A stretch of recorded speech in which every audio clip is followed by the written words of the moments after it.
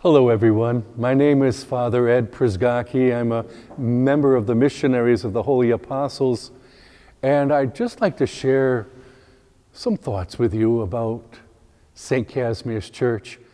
What most impresses me now, as it did during my 12 years of residence here, is that there's an aesthetic glow in this church. There's a presence of mystery, of beauty, of serenity. There's a harmony here of architecture and paintings and statues, colors and the windows. They all blend together and they seem to flow from the senses right into the heart.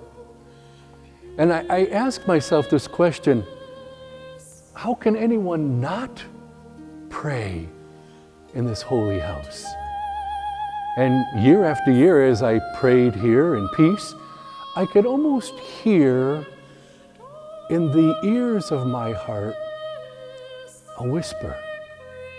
But not only a single whisper, but a chorus of 1,000 prayers whispered over the 100 years of worship, of community, of consolation, of happiness, of difficult times, that St. Casimir's has been for over 4 generations.